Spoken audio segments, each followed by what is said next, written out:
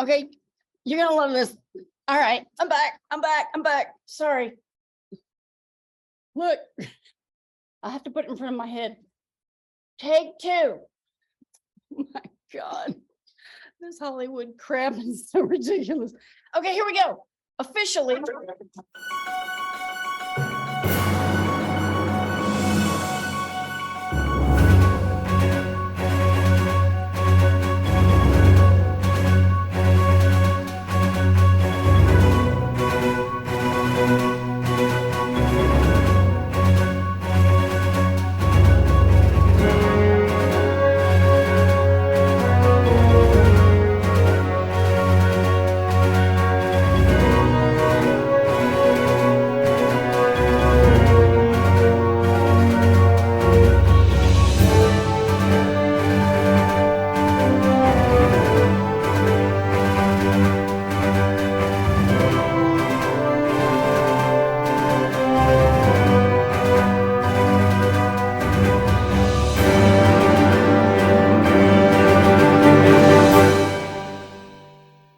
Okay, and welcome to live daily news.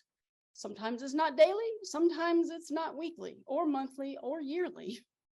Anyway, enough with the ridiculousness. We are here to talk about CBDC. Now, what most people don't know is that there's a digital currency coming in July. And I'll tell you what, people at my bank have no idea. Like, we're getting a digital currency. It's going to be centralized banking system owned and operated, and it is the antithesis to the decentralized banking system. That is the BRICS nation. So without further ado, I'm going to share my screen. What we have over here, Board of Governors of the Federal Reserve System, central bank digital currency. Now, they're pretending to act like they're going to just let the people decide whether we're going to have a digital currency. They already have all this stuff in order and they are ready to roll it out. This is also going to be part of the control system. That's another thing that they will not tell you. So this is the Federal Reserve. Of course, the Federal Reserve is no more federal than Federal Express, but the average person on the street does not know this. United States is a corporation. It is a corporate entity. Most people don't know that. So this whole thing is just to give rise to two different factions. Again, you have yin and yang in the world. You always will. But what's going to overcomplicate the matters are all of the different currencies that are going to have different names. What they're trying to do is throw a bunch of noise out so that you cannot figure out which way to turn. So that's why I am going to be your little guide. Now, I am not the foremost authority on the CBDC stuff, but I've noted some things. I have learned some things along my journey in my life, and I know to start looking at the signs, the logos, and the lingo or language that they are using. So I'm not going to go through all of this. You guys can go look these things up. This is federalreserve.gov. And I just want you to know that PayPal is already on board with this whole thing with Bitcoin. And note this, because again, now this is old. This is an old article, but I brought this up because I am about to sue PayPal personally because of what they have done. PayPal has actually charged my bank account instead of simply refunding a person who sent some money to me. I tried to refund the money, but PayPal sent it directly out of my bank account instead of canceling the payment. So that's what sent me on this whole tangent to start looking into PayPal and all of the different lawsuits that they've had against them, and also keeping people abreast of what's coming with this CBDC thing, because there's not much word on the street, and your banker is not going to know, your bank teller. They do not know about all of these changes, or at least they pretend not to know. Maybe they're under some non-disclosure. I don't know, because this stuff has to be getting incorporated into our banks already. They can't just pull the wool over our eyes and go, hey, look, by the way, here's all this stuff. And it's got to be integrated slowly. And maybe that's why they're not, disclosing too much. Maybe it's the hush hush factor. Anyway, cryptocurrency, what you need to know about that, and Bitcoin. Look at the terms, look at the words. Crypt is a place for dead bodies. Bit is a horse's bit. Here's the coin. It's a sigil. They're not going to tell you this, but look at what it is. Do you see all of the components and how it's digitalized like a computer? Everything in this existence is based on magic, which is the spirit science.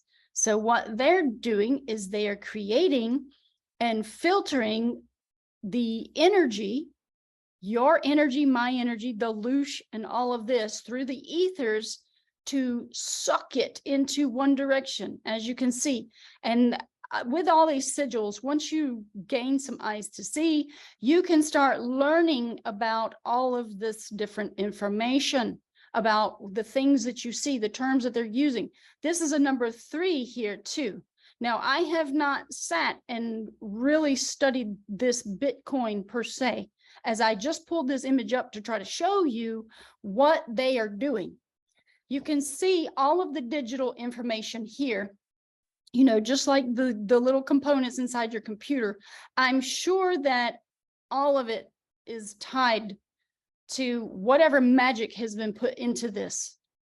And this whole thing, it looks like a maze, and it is going to be a puzzle. For the human mind, it is going to be baffling to try to decipher and disseminate some of the information that is going to be thrown in their faces. And this is how the serpent survives: deception, illusion, doing all of these things, using a lot of words and terms, and then throwing all these coins out into the market so that people are just grabbing at it. Just like if you were to throw coins out in the street or money out in the street and people just go wild and snatching and grabbing, you have to stop and listen and learn some stuff. So this is sucking it in one direction, not in multiple directions. Plus the letters that they're using, the different typeface that they're using for this is also very much like the old IBM computers. I don't know what font it is, but it says, this actually says decentralized. But as we know, centralized banking system would speak the opposite. Beware of this, okay? Because this is what Bitcoin means right here. This is a horse's bit. This is how they control you. And they control the horse with this. So that's why they're using this. That's why it's called Bitcoin. I would know because I have horses. But, you just got to know all these different terms, what it means. Get to the root of everything and you will start to learn some things. So central bank, here you go, right here. Here's the information. The central bank is a reserve bank or a monetary authority, and it's an institution that manages the currency and monetary policy of a country or monetary union, oversees their commercial banking system. Commercial, get that. Commercial, commerce, businesses. It's everything, but it is not individual. See, this is what we have to know. We have to know that they're using words and terms to include the individual person. And we are not corporations, but they have lied to us and tricked us into believing that we are and signing over our authority to the IRS and all of these things. Yes, that is correct. The IRS is a fraudulent entity. It has been a private reserve bank for a very long time. It's part of the Federal Reserve, and there have been oligarchs at the helm. So a central bank possesses a monopoly on increasing the monetary base. Very important. This is opposed to a decentralized currency, which is what Russia, Brazil, India, China, and South Africa are now employing. in their countries. So we are putting the shadow government on the run right now, and they're scrambling to try to hurry up and get their currency out in this country before people get wind of the BRICS pay and the BRICS nations and all of that. Right now, we're in the black with them. And of course, BRICS is going to be open to all of the different currencies and all nations. So this is going to be very important. So it says here, most central banks also have a supervisory and regulatory powers to ensure the stability of member institutions, to prevent bank runs and to discourage reckless, fraudulent behavior by member banks, which is BS. We've had a lot of the banks now collapse and take people's money and to change names. I've had it happen to my own family, and they've stolen $50,000 from my mother, and she didn't even know she had it because my father had it before he died. And then there goes $50,000. The bank was obviously bankrupted. And then this person who did all this fraudulent stuff reopened another bank in a different name. And now the banks have no record of where $50,000 went. This is happening all around the world. And just like everything else, with all of this digital currency and all of these capabilities of everyone having access to your bank account, now it's going to be even easier for the thieves to access your life. I say we need to go back in time. We need to throw all of this system away, and we need to stick to philosophy and agriculture and just continue the process of growing ourselves with nature, because nature will never lie to us, but people will. And you can't always trust everyone, unfortunately. So let's go over here to the next thing. BRICS pay. Decentralized multi-currency digital international. And this is going to be very important for people to start to grasp a hold of what these differences are. What does it mean to be a part of the BRICS? Well, unfortunately, they are not in our nation right now. But we can go over here and you can look at some of the symbolism before you. Going to be very, very important. I want to point this out because you will not hear this on national news. Over here on the right, we have BRICS Pay. This is their official logo, and it is a star. Very, very important, because these stars are the Elohim inside of each of us. The main 7 are tied to our chakra system, and they are the 7 rays of light and also the 7 days of the week. So this is going to be very important, but they have the rainbow here. So do not be discouraged or worried about the rainbow. They have tried to subvert everything in our minds with terms like Isis, which is the moon goddess. That's what the moon was called back in the day. And then, of course, rainbow is being associated with people of a transgender or transgender neutral, or, you know, that kind of faction, when it is all of us. The rainbow is all of us. It is inside of us and we are tied to it. It is the rainbow bridge. So enough of that. This is just going to be very important to really keep your eyes open. Look for the symbols, look for the words, look for the terms and everything that they're saying, because it matters a lot. This is why we are now in the Great Awakening. We must have awareness to go through 2nd grade, which is Aquarius. Aquarius is going to be our 2nd age, where we're actually going, okay, now we see, you know, where we've been. And now all of the truth is rising. And if you're not paying attention, this is where you're going to get tricked by the serpent aspect of our world, or the shadow aspect. So let's just go over this a little bit to familiarize people that don't know. this is the BRICS project, and BRICS is a joint venture between the 5 BRICS countries, Brazil, Russia, India, China, and South Africa. That was launched in 2018 by the BRICS Business Council among the top priorities of the annual report. The team behind the venture consists of individuals from all 5 countries. This includes experts in payments, banking, technology, and other related fields. They are responsible for developing the platform, creating new features, and providing customer support. Additionally, the team is responsible for managing relationships with partners, governments, and other stakeholders. BRICS is a digital payments platform that is being jointly developed by the member countries for BRICS and the economic bloc. BRICS aims to enable digital payments between the different countries in BRICS Plus format, allowing businesses and consumers to securely and seamlessly make and receive payments in their local currency. This is going to be beautiful, y'all, but we have to try to access this somehow. The platform is designed to reduce the cost and complexity of international payments while also providing a secure and reliable way to pay for goods and services. BRICS principles and advantages. BRICS set benefits from a combination of traditional payment systems and new technologies, such as central bank digital currencies, decentralized finance, and tokenized assets. So they're going to be accepting all forms of money. BRICS is an expansion of payment options for companies and citizens of participating countries, as well as for the entire world and all existing or emerging payment solutions. Very important, I think, to know that they're not going to be exclusive. In other words, they are going to be inclusive. So remember, if you're not familiar with the Sleeping Prophet, Edgar Cayce, he also stated that out of Russia comes the hope for the world. And this is what we're talking about.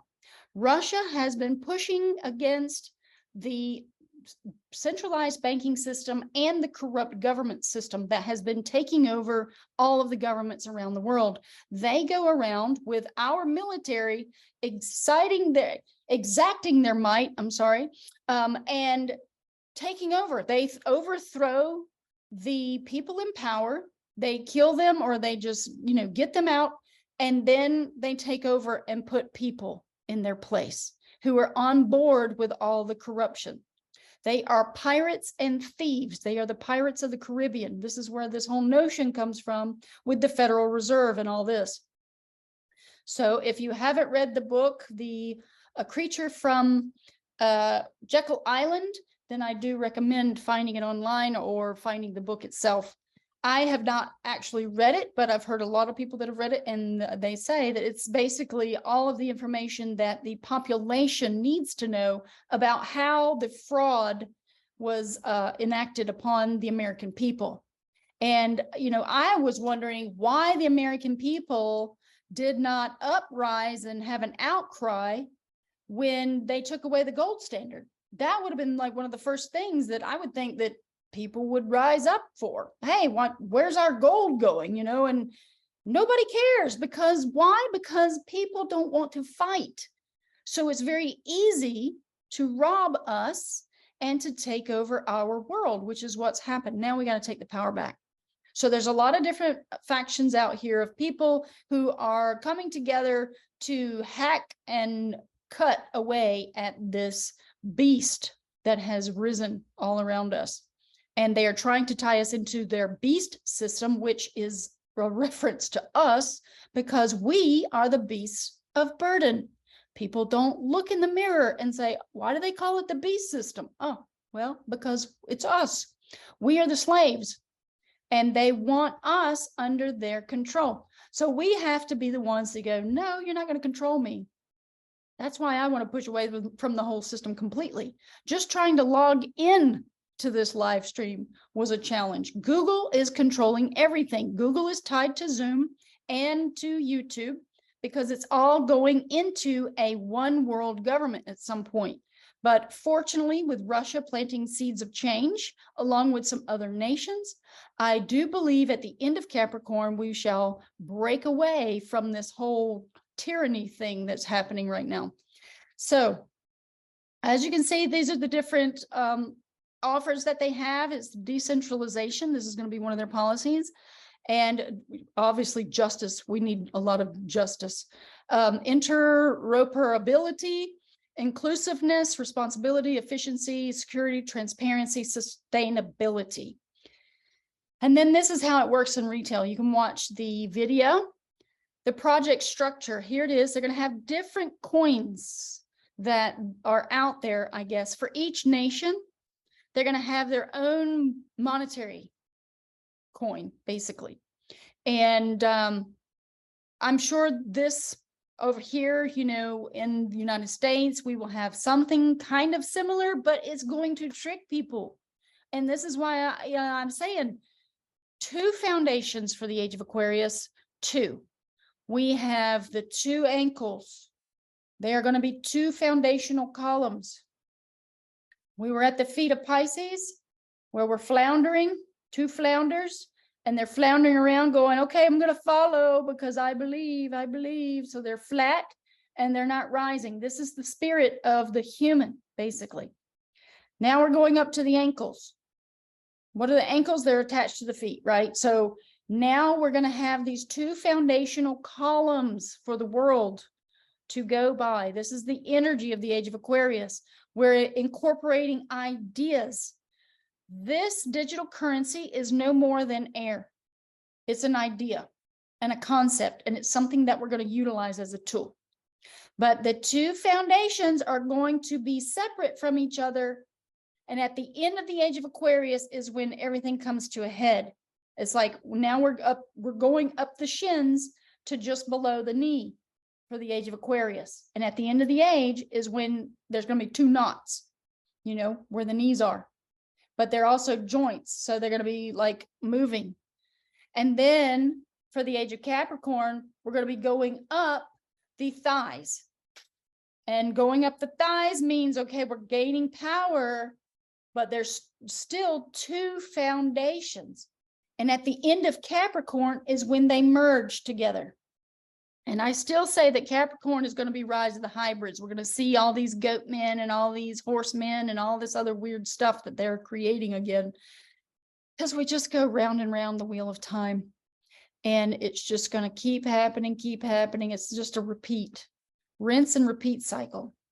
Let's read this just a little bit. The project is overseen by the heads of the 5 working groups of financial services and the BRICS Council of 5 countries. And we already went over that. The doors to the project are open to all participants. You can join the project by contacting the head of the BRICS Business Council Financial Services Working Group in your country. Or if you are not from one of the participating countries, contact the one closest to you. You can also write to us at team@bricspay.com. I have sent them an email. I have not heard back because I just sent an email last week, and I'm very interested in knowing more about how I can participate, because I'd rather have this than anything in this country, because everything that we have here, that's the PayPal, Zelle, now they own Cash App because they just killed the man. And all of these other payment systems are based in the centralized US-backed currency system. And it's going to be more control. That's what they're setting up now with the cameras everywhere, with the 15-minute cities, with the corporations that are now, you know, not having the people serve you in line. You got to go like up to the robot machine and you pay for yourself and pay for your own items. Eventually, you'll be able to walk out the door. That's what's coming. You can walk out the door, but only if you have your microchip. See, that's what all of that is. Starlink is us, okay? Star, whenever you hear star out here, look in the mirror, because that's what that is. We are the stars. That's why they try to make us think, oh, the stars, they're up in the sky and they're the stars in Hollywood. No, no, no. Each person is a star. We have the light of heaven inside of us. That's the 7 rays we're connected to, the 7 chakra system, you know, the 7 days of the week, all this stuff. There's 7 planets. Those are the only ones that matter, no matter what. Neptune and Uranus do not matter. This is what I'm learning in occult circles. magical practice, druidry, all of these things, they're the ones that are truly teaching me the foundations of the world. So I just want to be truly educated, know the truth, and to be wise. And that's why I look into absolutely everything.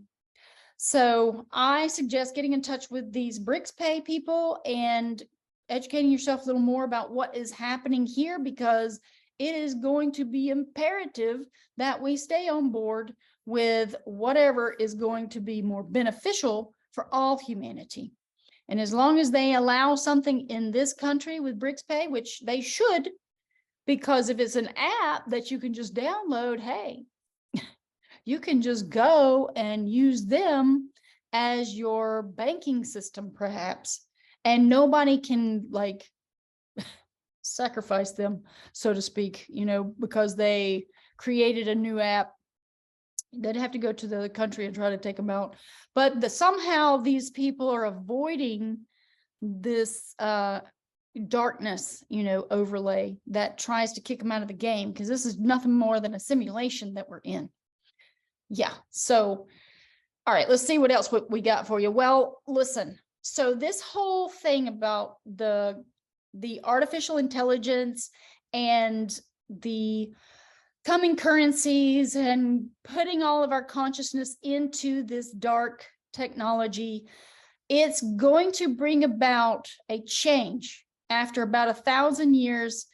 They say this is predicted in the Rosicrucians and Zoroastrianism, that Ahriman will manifest in this age. And this is going to be a little while, I suppose, because the machine is still learning about human consciousness, but it is gaining ground on us, and it is going to try to make us obsolete.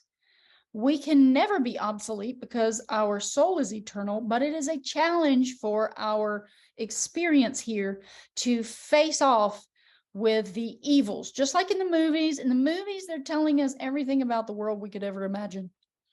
And in the movies, we're basically watching the hero versus the villain. But in this, what we call reality or simulation of reality, we also are avatars. We are the archetypes, and we don our archetype cloak and pretend to be this person that we think we are based on our natal chart. Because someone wrote the playbook to Dungeons and Dragons here, and they knew everything about us that we could ever imagine. And it's based in the 7 rays of light, the Elohim, and their alignments. So the light frequencies were in specific points the moment that you came in to this reality.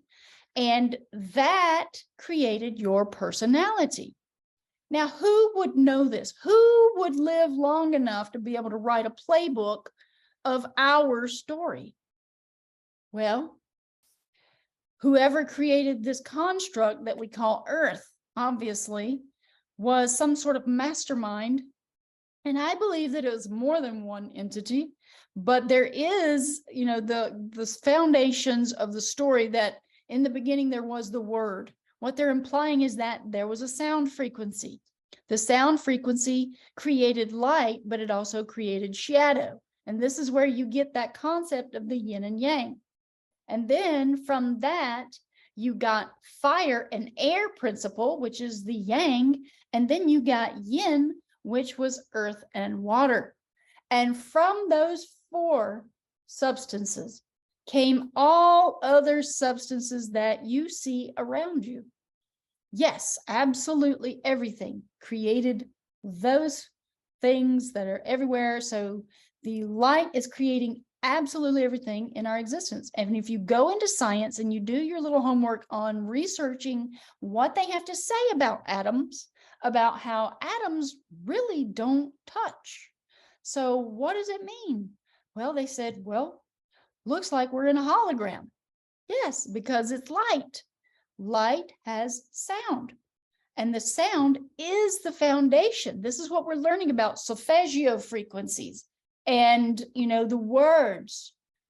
You are the most powerful thing in this creation right now. And your voice is the most powerful tool that you have. It can be a weapon, and it can also heal and do other magical things. We are not in the most powerful age, and that is one of our own fallacies, I guess, because once you have everyone, imagine this, just in your imagination. Imagine that we had everyone here in this existence focused on the same thing: goodness for all and abundance for all, health and humanity, everything as one. No chaos colors, no chaos life or mind or anything like that. Imagine everyone wearing white, because white encompasses all colors. And imagine everyone being very, very kind to each other, giving to each other, making sure that everyone has their needs cared for. Imagine that for one moment. That was the narrative that they're calling Tartaria. That's why the buildings are all similar around the world. It was not Tartaria, it was Atlantis, or at least something thereof, a derivative thereof. And the Greeks are some of the ones who had the most knowledge that is still left behind about it. And that means that these philosophers, which is what they had as a religion, it wasn't a religion, it was a philosophy, that do no harm, but to give and to serve. This was the philosophy. I'm sure they had other things, but the basic roots of their foundations was that. It was like, follow the path to the golden light within yourself. Do not lean too far to the left or too far to the right, because it will distract you. It will start to distort your notion of what reality is. And that's what we have right now, a distortion of what reality truly could be. And we have chaos everywhere, chaos magic. But this is the process as we go along the 12 grades or 12 steps, the 12 Horuses across the sky, and the 12 zodiac signs around the wheel. It's 12 steps through school. And now I feel like I've already been around at least once, because there's things I go, oh my gosh, I already knew this somehow. I feel like I've known this before. And the downloads that I get, because I connect, I just ask outwardly. I'm constantly listening to music that fills my head with light instead of darkness. Just tones, or, harp music. I play my harp everywhere I go just about now, and it's uplifting. And it makes me think more. And now it's time to negate this American diet, because it's bringing us down. It's rooting us in darkness. And if we just fast more often and clean our vessel and start to truly tune in and hone the skills that are innately gifted to us, we could be quite amazing. And you can connect more to your divine self. That's what they did to us. The shadow aspect is part of what we're experiencing right now, because we have to know this darkness in order to comprehend our light and to work with the light more. That's all it is in its basic foundation. But of course, I digress, because I always segue off onto a tangent of something else, just to try to tie in the spiritual aspects with what we are discussing in the video. So Ahriman represents the dark force within humanity, because we are the purveyors of this world. And there are egregores and archons that have been left behind in this void that's around us. We cannot see everything outside of our visual spectrum, because it doesn't matter. What matters is matter, the matter that we are playing with. So this is an illusion, but it's so slowed down like a film reel, almost in slow motion, so that we can have a tactile, tangible experience. But the moment we leave this vessel, poof, we're outside the game and we can go instantly anywhere with our thought. That's what people are doing when they're astral projecting. They're actually entering into the astral realm, where the realm of spirit lies, and through their thoughts alone and their frequency, because the resonant frequency of the mind is going to determine where you go when you exit this matrix. It's all based in frequency. The lower the mind, the lower the dimensions that you go to. You'll be in that frequency range. But if you go to the upper levels of your mind and you're elevating everything, that's the illumination, that is enlightenment, that is taking you a step higher from where you may have been in the beginning of this experience. So the whole point of being here is to try to escalate and elevate, but to encompass and embody mind, body, spirit together. It is one of the holy trinities that we must work on while we're here. But the distractions, the working, going to work, chasing a dollar, it's pulling your consciousness away from your work on your divine self. So somehow we have to try to figure out where's the golden principle of this now, because this is part of our challenge. How do we balance our spiritual aspect with our physical aspect and with the mind aspect? Because we have to learn how to be spiritual now. And that's something that was not truly presented to us during the age of Pisces. So we have to take a step back and say, okay, how can I integrate this into my knowing? Because the age of Aquarius is all about knowing thyself. So you sit and you go, okay, I'm going to allow this much time, maybe an hour or two, to either meditate or learn something new. This is filling your mind with some knowledge on how to be more spiritual or how to facilitate certain things within your mind, within your construct. This is where the philosophy goes. This is where the spirit science or magic goes. And that is the foundations of our reality. Because once you start learning spirit science, which we call magic or hermetics, which I suspect is also a lie. There's some things about that in hermetics that I'm investigating right now. I think that it was Thoth's work originally, because thought is what it was about, but Hermes was a thief. So we'll get into that later in another video. But the hermetics and the druidic practices, they're actually two different trees of life. And I suspect that right now through hermetics, because Hermes was a thief, that they're teaching people the left-hand path, because sound frequencies are the path to light or dark, depending on what you're emitting. And because we are lost in the woods, in the fog, trying to get clarity in our world, when you go into the Celtic Golden Dawn, you find out that there's an entirely different tree of life. It has the same set of Sephiroth, but it says different set of sound frequencies. And since the term of Celtic Golden Dawn, of the light that is rising, that was, since they use that, it tells me it's the right-hand path. So what you do is you learn both. You have to know both foundations. And the church or Kirk, the Vatican and all of their components, they have been using the left-hand path. That's why we're in Saturn's realm right now, worshiping Saturn with everything that we do, with our Saturnian cube homes, our Saturnian cube cars, cube everywhere. You see cubes everywhere. We get put in cube boxes, you know. I think that this also has an effect on our soul and our spirit, because our body is connected to the spirit. So somehow, preserving your body in a box, they can resurrect you at any moment by doing necromancy.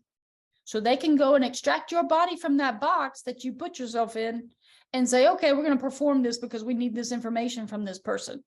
And if you haven't seen Hellboy, I suggest go watching it again. If you haven't seen it, don't worry about it. They have, what's his name? Rasputin. Remember, they go and they get Rasputin's body and they resurrect him from the dead, and they use him to tell him where to go to find these secrets to gain knowledge. That's what they've been doing for thousands of years. They've been using necromancy and other dark practices to gain knowledge and to suppress the rest of us and to suppress our magic. And if you don't believe it, that's okay. I don't have to convince you, because eventually you will be convinced in another incarnation. So that's where we come into this whole Ahriman thing. Ahriman is going to be created. He's going to manifest, and he is going to have a physical body somehow during the age of Aquarius, because this is when it happens. So again, when we come back around to Aquarius, this is possibly going to be the story again. Now, Ahriman is the evil spirit in early Iranian religion, the Zoroastrianism. And he's the Lord of darkness and chaos. Where are we? We're in Saturn's realm, right? Saturn rules Aquarius. We're in the dark ages. So we have to know that if we're going to be the light, we have to don the light and to practice the light and to know where the light path is. This is recognizing things. So the chaos is out here like nobody's business. And that's what we're about to see with this whole monetary thing that's just going to explode into a million different options of coins to bedazzle people. And people are going to be grabbing, thinking they need to have every coin there is. You know, oh my gosh, I need lots of that one and I need lots of that one. And it's all imagination, though, at this point, because mind is what Aquarius is about. It is about, you know, just the ideas and concepts. This is why we're going into an illusory existence. And it is going to bring about the robots, because the robots are going to be given false life. And they are going to be illusionary. I don't even know what term to use. So, yeah, these are all our ideas. It's all about man. This experience is man's domain to practice as gods, so to speak, to have a godlike experience, to create a world, an environment based on the foundations of our ideas and our creations, and together. That's why they call it the universe. We come here together. It's not about just one person creating things.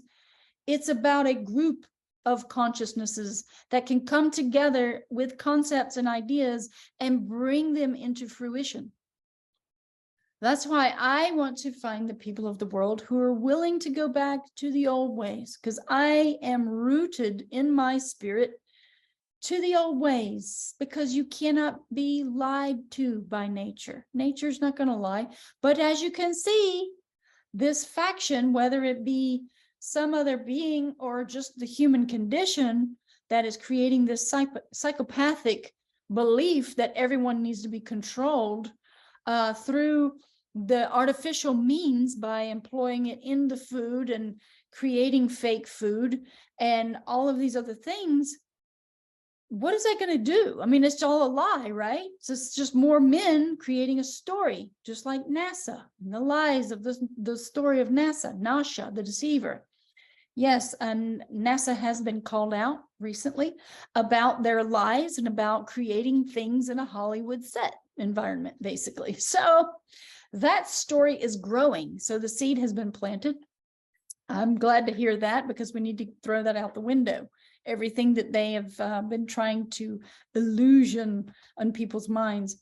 So just getting back to this, where are we going with all of this? This man-made creation, this deception upon the earth right now, it's pulling us farther and farther away from the foundations of our world. And there's those of us who see the truth, recognize it and go, no, that's man-made stories. That's what the zodiac wheel is about. Whose story are you listening to at any given moment in time? Because each age represents a different story to follow.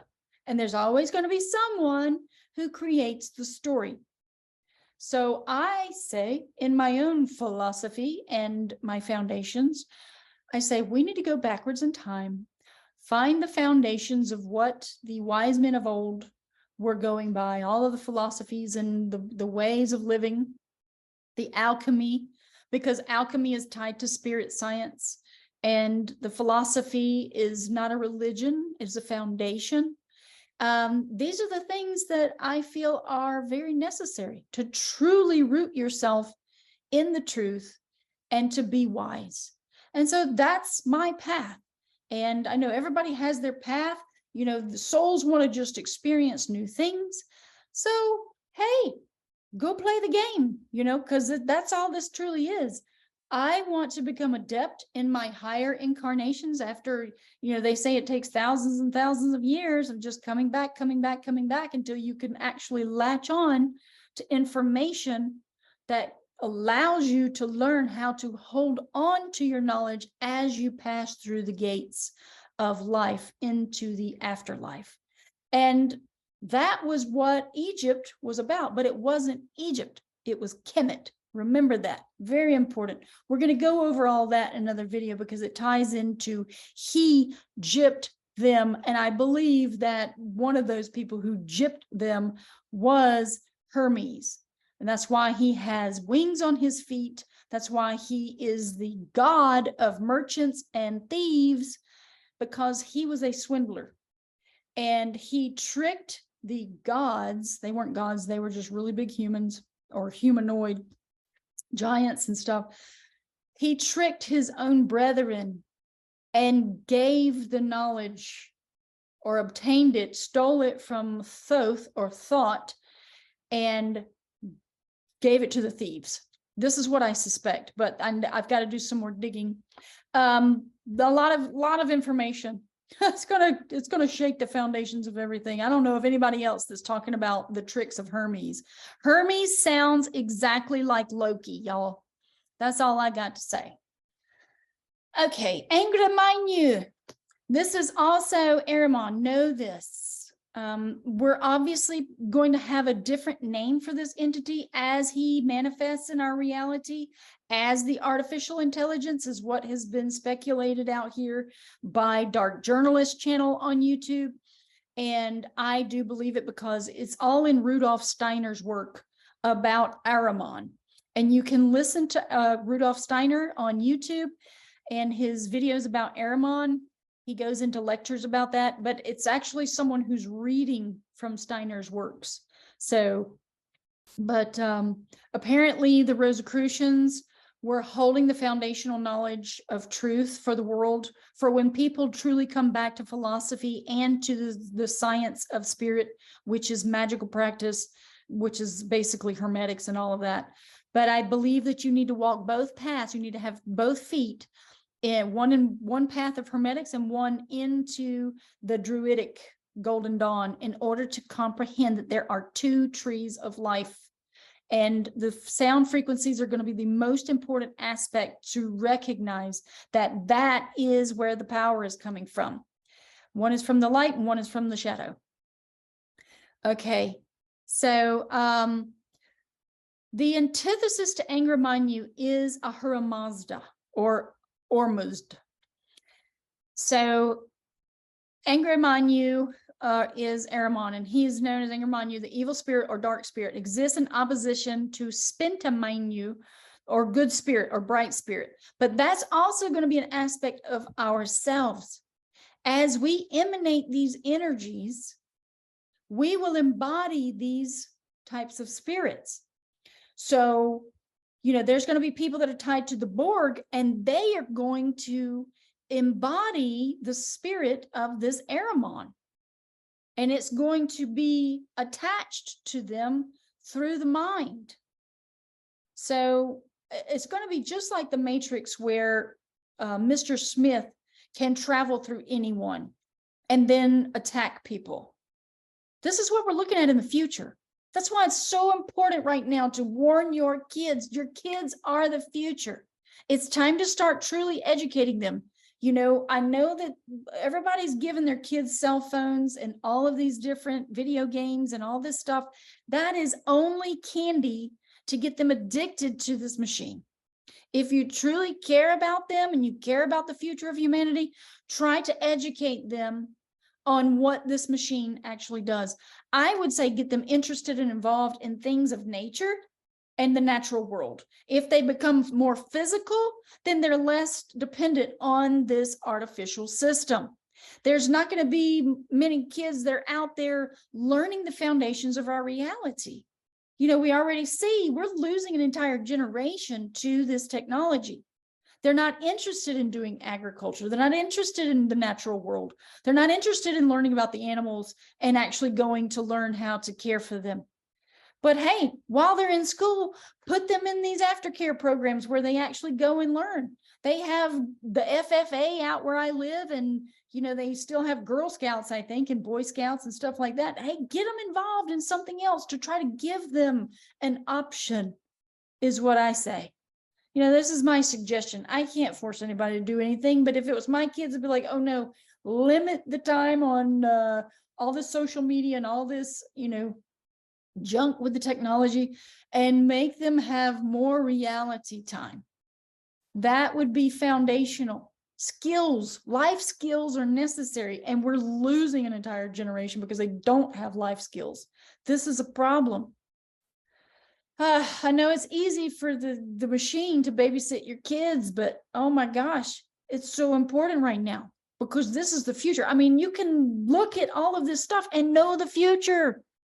That's what all of it is about. The zodiac, when you learn about the energies of each avatar and aspect and all these things, all the characters and how these energies are inside of you, outside of you, then you look at the big scale of things with the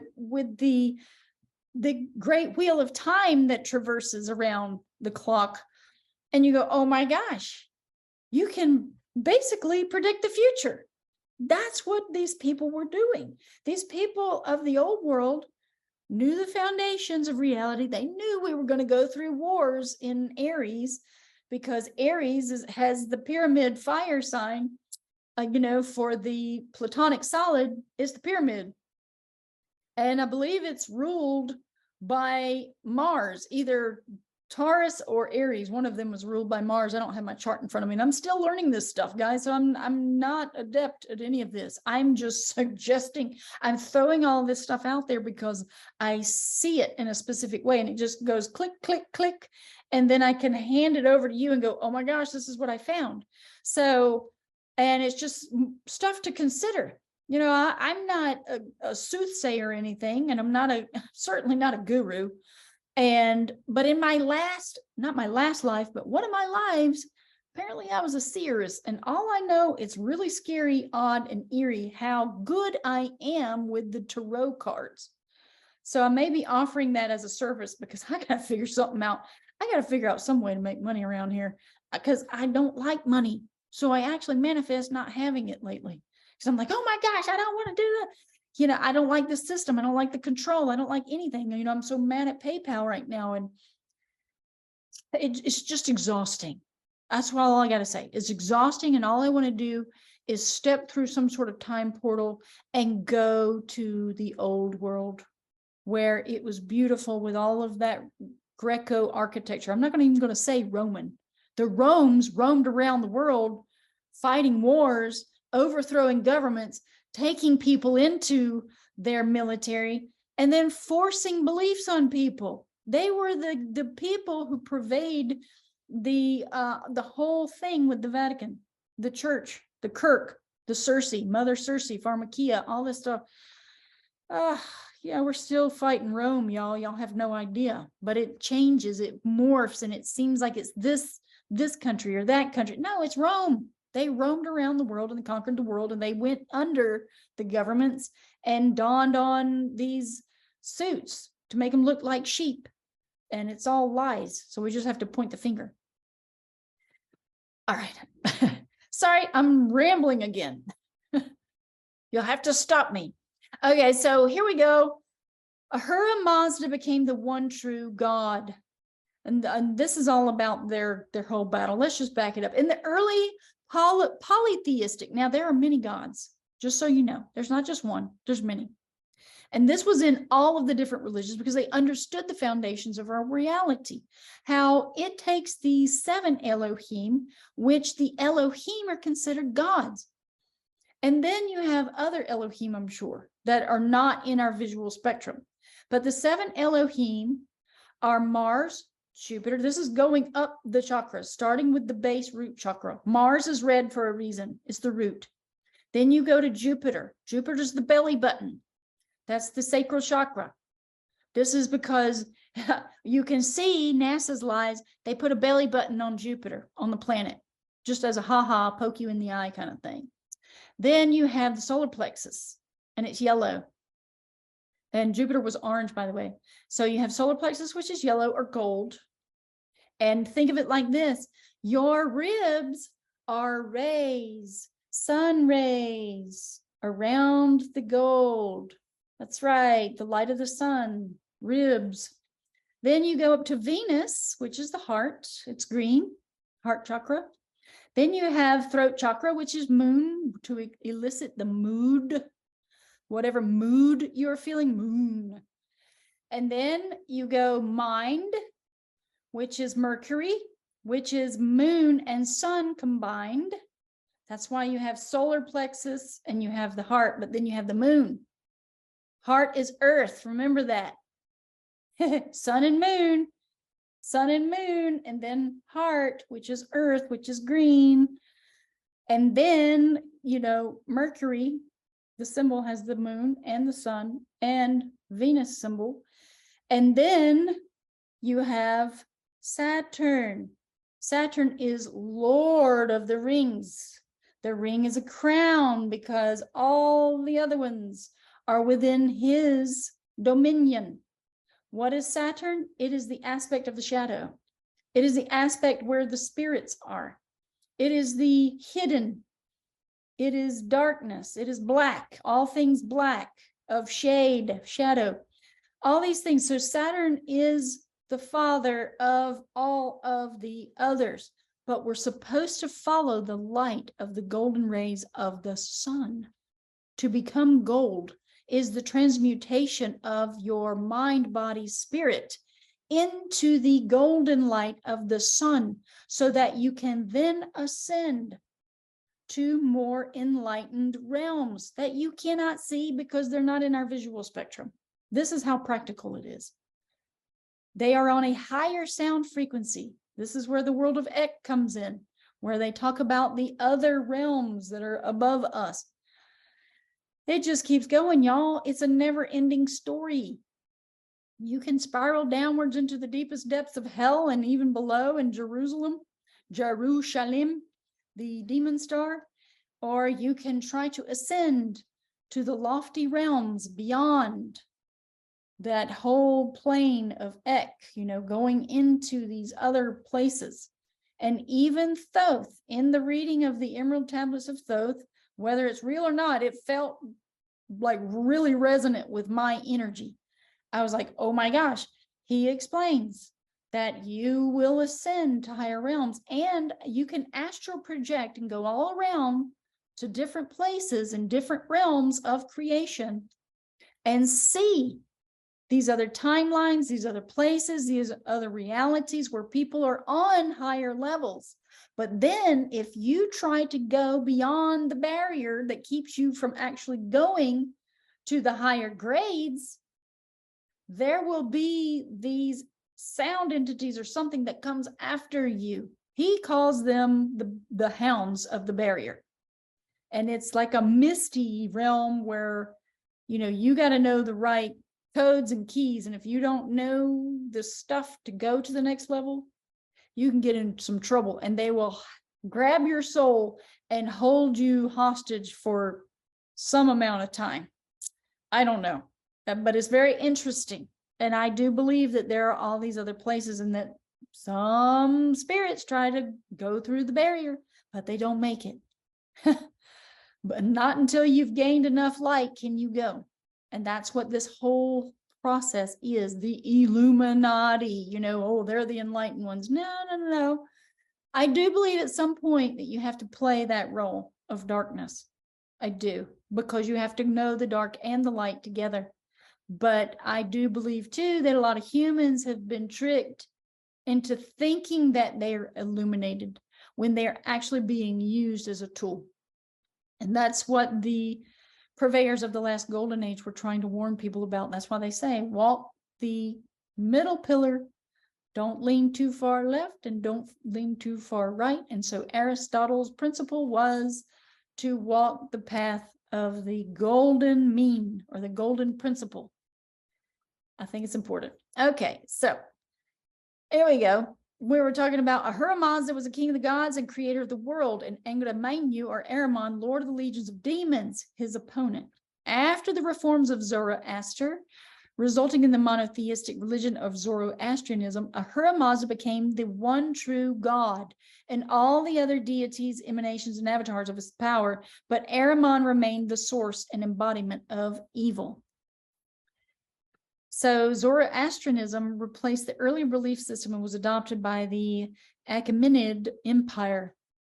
At some point late in the empire's history, the question arose as to how Ahriman, or evil, could exist in a world created by an all-good, all-powerful divine being. This question was answered by Zorvanism, referred to as a heretical sect of Zoroastrianism, which made Zorvan a minor god of time in early Iranian religion, the supreme being and lord of infinite time. That would sound like Saturn. Lord of time is Saturn. Now, Saturn is not evil. This is another thing. Saturn is of darkness. He's the dark lord. He's Lord of the Rings. He's like got all of these things. He is Father Time. He is Kronos. He is the Sandman, because when you go to sleep, he is the ruler of your dreams and the dream state, because it is dark. You do not have a body in your dream. I mean, you may seem like you have a body, in your visions and stuff, but you're not reacting with your physical body there. You're not taking it. So that's why they say you have to stand off with Saturn at some point in your evolution of mind, body, spirit. You have to go to him. And in the Emerald Tablets of Thoth, and some people say it's black magic. I don't think so. I really don't think so. Yes, Thoth had to travel to many different areas of this world. But if you are a scribe of knowledge, you must know everything about this reality. And I'm just going to leave it there. I leave it open to, hey, if I find out Thoth is evil, believe me, you'll be the first ones to know. But so far, I just think that he was a purveyor of knowledge, and that before it became Egypt, it was chemistry, alchemy. It's alchemy of spirit alchemy, and they were doing all this stuff trying to help people. Then, somebody came in and stole stuff when they renamed it He-Gypt them. So that's what I got. Anyway, Zorvan gave birth to both Ahura Mazda and Ahriman, and therefore Ahura Mazda was not responsible for evil. Evil was the result of Ahriman's own choice to pursue the opposite of ultimate good. This is what people are doing in the world. This is what the Illuminati have done.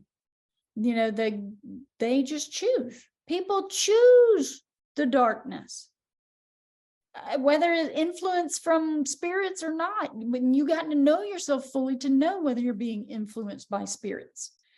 If you get involved with this black magic, guess what? You can absolutely be controlled by dark spirits. You will lose control of your physical body, and you're done. You're just riding along until that body dies off, unless they, extract you somehow, which is another thing that they're going to be doing when they get into all the cloning and stuff. They supposedly can extract your soul or the consciousness of you and put it in another body. And I believe that they have figured this stuff out. I mean, we're just going around the wheel. We're new to this game in this time, or so we think. I think we've done this before and we've just completely forgotten. The figure of Ahriman, the adversary of divine good and instigator of strife, is thought to have influenced the creation of similar supernatural entities in later religions such as Satan in Judaism and the devil in Christianity, and Iblis in Islam. There's some interesting stuff that I found out about the devil. That was that Enki character. Enki was a bull character. He's called Enkidu, and he was part man and part bull. So I think that's where we get this notion of the devil being a bull-horned man. Kind of interesting. The red is tied to the root chakra, though, and all things of earthly desire, the lower aspects of man. Okay, so anyway, this is going to get into too long of a thing, but just know that the basic foundations of our future with all of this technology that we're talking about is going to bring about this concept, this notion of dark and light again. And I suspect that it'll be at the end of the age of Aquarius, because that's where we are at Pisces, is that we are like in the final exam or something. If that's when the timeline that we are. I mean, according to Western astrotheology, it says that, we're leaving Pisces going into Aquarius. But then if you try to go into the Hindu and over there with the Vedic, they say that we're actually in Capricorn or something. So can they hijack the timelines? Not absolutely, because the stars are what dictates the energy. But honestly, with the energy that is being emitted right now, it kind of seems to me like it's more of the Aquarian timeline, because of the fact that it's all these ideas. It's an idea of money that's coming out. It's not actually a physical thing. And, everything's getting lofty. So that's pretty much that. I mean, I don't want to get too far off on this, because this is just one tiny aspect to consider when we're thinking about all this cryptocurrency and all this stuff, is that the death currency is definitely going to be active. And let's see. So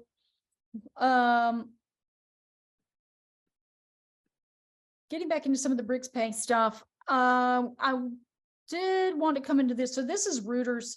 This is just an article that came out last year, and it was in April last year. So this is Reuters, and I think Reuters can be a kind of a reliable source for some of the information that is, mainstream.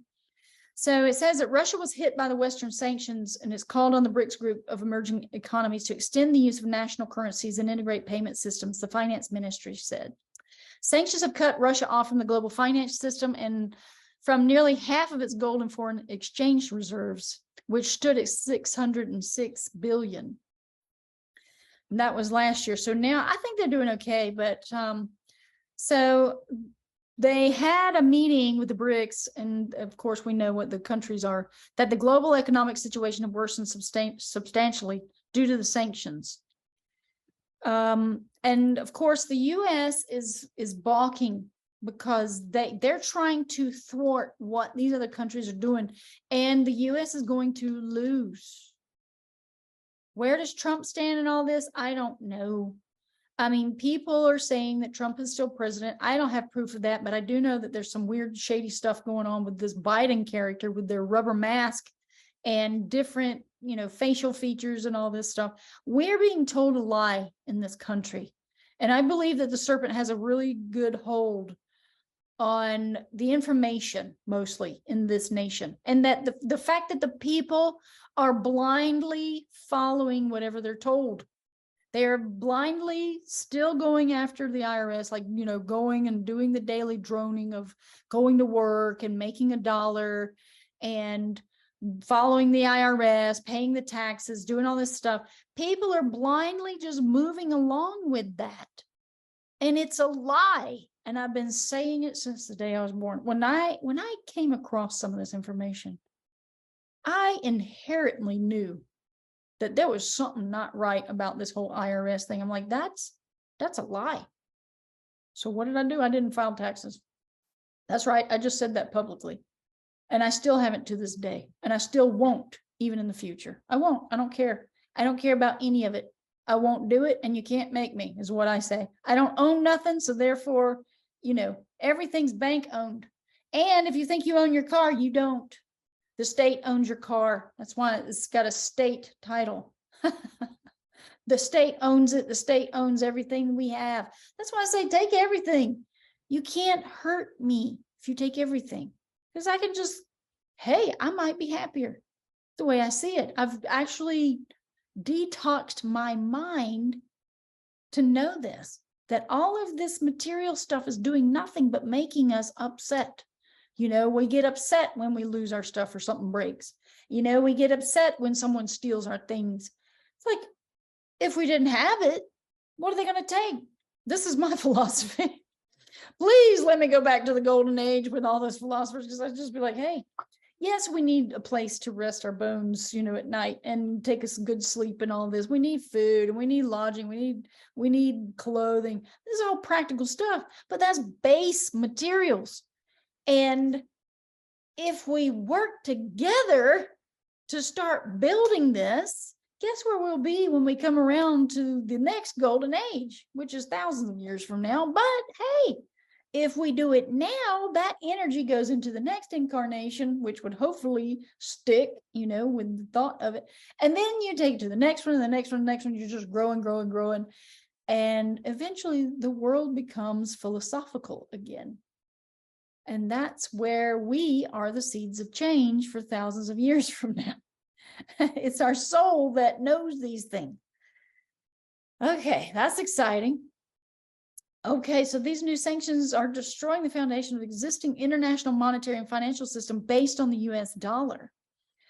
See, that's why this is the antithesis. We've got to cheer Russia on. The BRICS nations, we have to jump on board and be like, we are with you. You're the winning team. You're going to be the team for tomorrow, to try to get rid of this machine that is rising everywhere.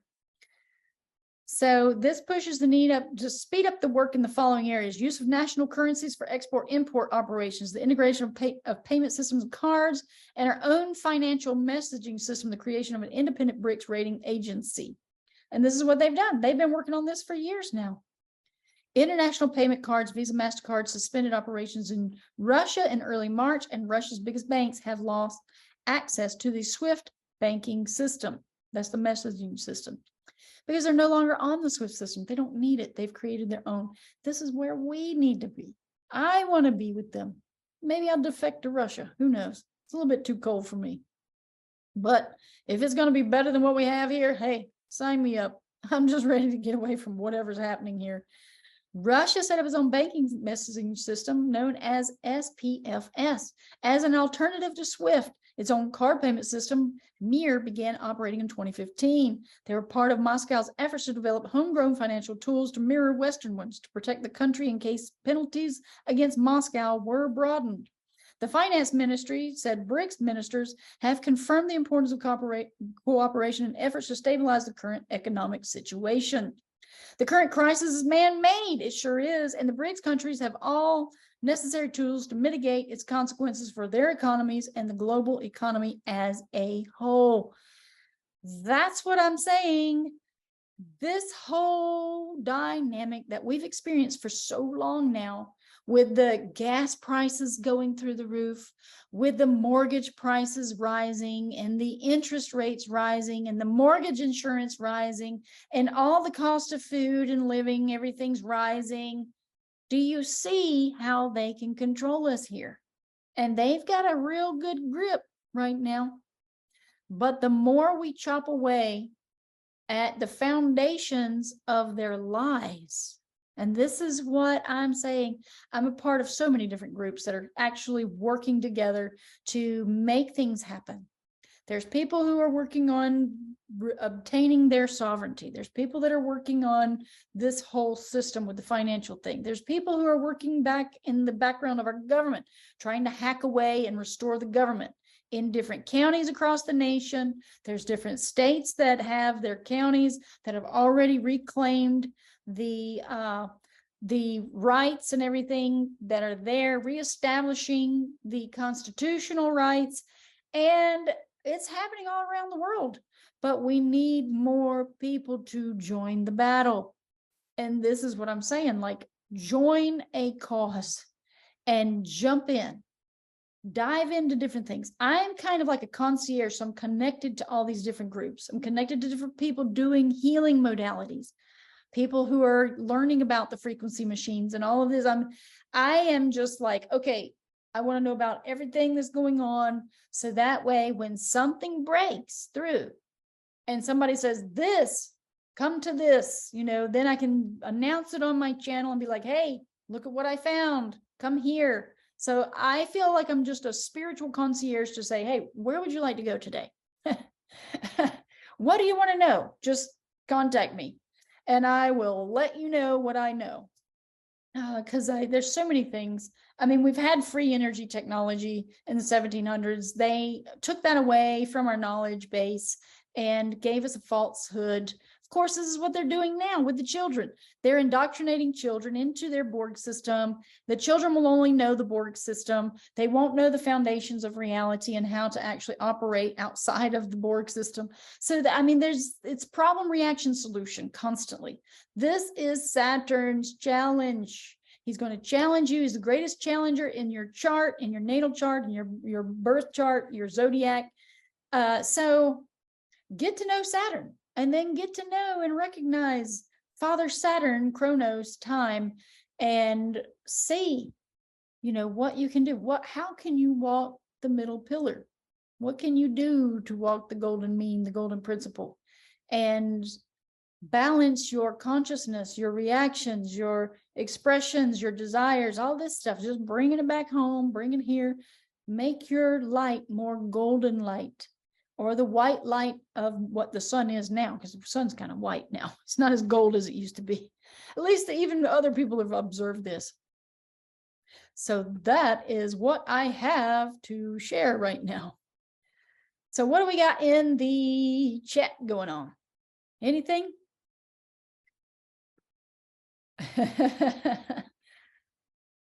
Let's see. I want to see what everybody's saying. Hey, happy feet. Just here. Yeah, I am ready to restore the balance in the world. I want to be with the naturalists. I want to be with the people who are found in the foundations of philosophy and the natural world.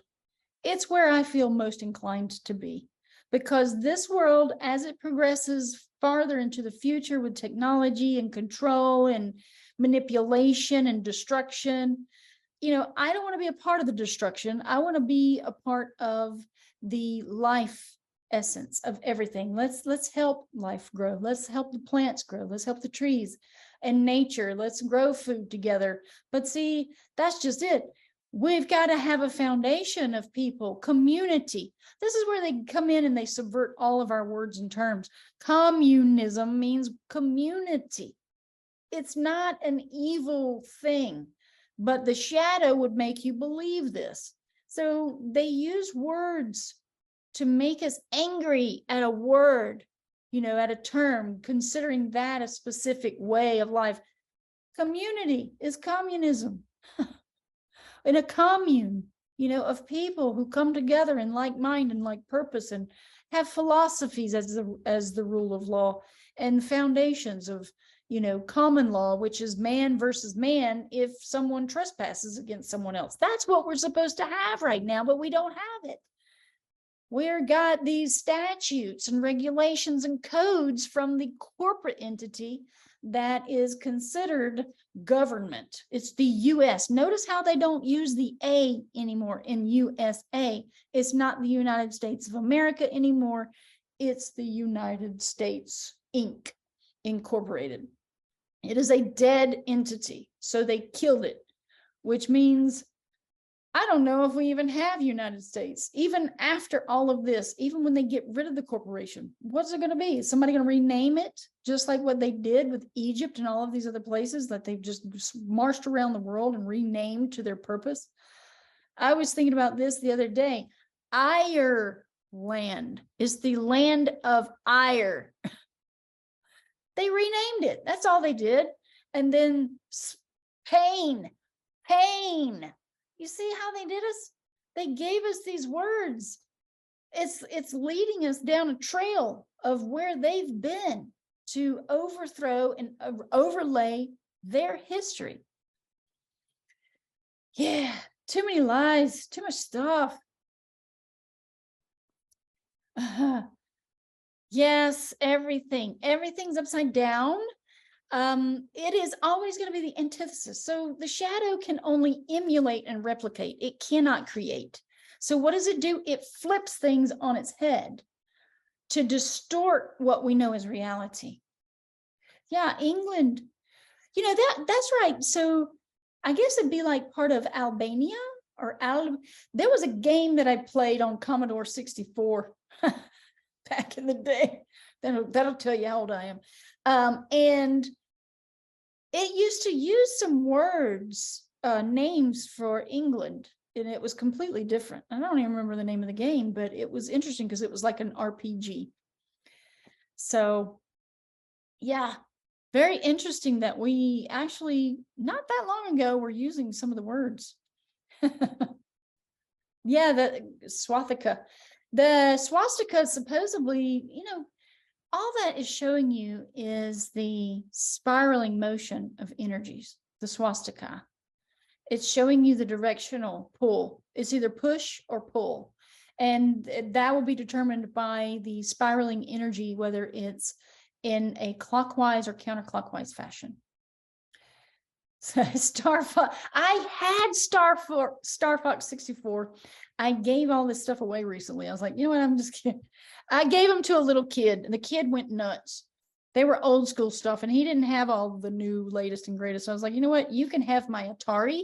You can have my Nintendo, my Super Nintendo, my GameCube, my Xbox, my PlayStation 1, PlayStation 2. I gave this kid like all this stuff. You wouldn't believe it. It's so ridiculous. That's how much of a geek I've been. Everything's about energy. So here's what we can do. And I've been doing this recently, now that I'm really starting to realize my own power. And I can only hope that other people can do this at the same time. Going out, realizing that you hold the power of God, so to speak, which is the word. You can tone specific frequencies with your voice. You don't have to be a good singer and nothing like that. You can just go, just start resonating with particular frequencies that are on a higher scale. This is where we can go with this, because it starts to react with the waters throughout the atmosphere. And so when you're in those higher frequencies, you can start to heal everything around you, because the water has gotten distorted because our focus has not been in nature. When we turn our focus back to nature and knowing that nature is the only thing that sustains us, it is not this septic dead thing called the corpse oration. Look around at the buildings that they are creating. Look at what they do. They are destroying nature to put up man-made structures that are cube-shaped, made of steel, made of septic energies, septic frequencies, all of these things. Now think about Lord of the Rings for a moment. Let's just say that the elves exist in this reality. I mean, it's part of us anyway. It's ourselves. Well, the elves, instead of hacking away at nature, they learn to balance with nature, to live with nature, to weave the plants. Instead of hacking and cutting plants, they would weave them into braided fashion, create magnificent structures. This is what I'm thinking. I'm rethinking my entire dynamic of what I do with my yard. I don't want to attack plants for no good reason. There are some that I don't want to have around, like the spiky ones, thorn things that you can't eat. Not the blackberry bushes. I like my blackberry bushes, but this kind of notion where you have these nasty little plants that if you step on it, you're going to get thorns. I might weed that, but I have some other things that are from the forest and they're just wily, they're like some sort of bush, but they're a little bit wily. I've been rethinking about this. I'm like, they're growing next to my driveway. And I'm like, you know what? Instead of hacking that thing down, maybe I'll go over, bind some of the branches with some rope, and start to create these shapes like an elf would, basically. They have the arches and they have the weaves and the braids and they have it's like, what, that might be kind of interesting. Kind of like what Disney does with their bushes, where they shave them into different shapes. And that's kind of, it's okay. But Disney, you know what I think about Disney. But anyway, let's rethink the way we do things. Let's think outside the box. Let's create something more visually interesting. My neighbors are all about going out, mowing the lawn, using their weed killer, all this stuff, just to make their lawn look manicured. Now, my yard, I have a lot of spiderwort flowers, which are edible. They are absolutely everywhere. And I let them stay there for spring because of the bees. I haven't seen as many bees this year, but I left them there. And I was like, well, I kind of mowed them down a little bit because what happens once you mow them, they come back. And even at a little bitty sprout, they'll start putting flowers. And I was like, well, they're starting to take over the grass. And I need the grass for the horse, but I give them their space. And so I am thinking now, I'm going to leave the ones around the trees. And I'm going to start kind of molding my yard, almost like a sculptor would. And I'll tell you this, and I suspect that all of our thoughts are actually creating our reality because of having this space has enabled me to watch and witness what the plants do every year. The plants and the insects in the natural world. I've been observing it. Guess what? There was a plant, it's called the lamb's quarter. It did not exist in my yard until I noticed that. And I was like, you know what? I've never seen a lamb's quarter in my yard. Well, guess what? Last year, and this was like in the beginning of spring last year, is when I had this thought. I'm like, oh, I never saw a lamb's quarter in my yard. A lamb's quarter appeared right near the spigot of my hose where I go every single day, at least twice a day. I go there. And this is basically where I planted that thought. When I had that thought, I was like, oh my gosh, I just manifested a lamb's quarter. And there's nothing out here in my yard, or certainly not my neighbor's yards, because they cut their grass down. So you can go out and plant ideas into the surrounding environment and watch them grow. That's just a minute amount of your power, because in the higher levels of incarnation, when we come around to that golden spring, we will be able to manifest everything right before our eyes. This is what is in the emerald tablets of Thoth. These are the secrets that they don't want you to know. That's why they're trying to say that Thoth was an evil thing. Oh, that emerald tablets of Thoth, that's of the darkness, that's of evil. I'm like, I didn't see anything of evil there. Maybe the incantations, but I don't go around saying the incantations and stuff, the names of Thoth and all these. I'm like, you got to be careful with that kind of stuff. But what the message was that you can astral project and go see this stuff for yourself. That you can actually manifest this stuff in the higher planes of incarnation. So that is where we're going. And that is what we need to be learning now, is how to silence the mind. And most of you, I'm sure, know how to do it. I do this. I have a course. We get together every Sunday and we go over hermetics and we go over all of these other things. It's not just one teaching. We go through many different things and we do the work together.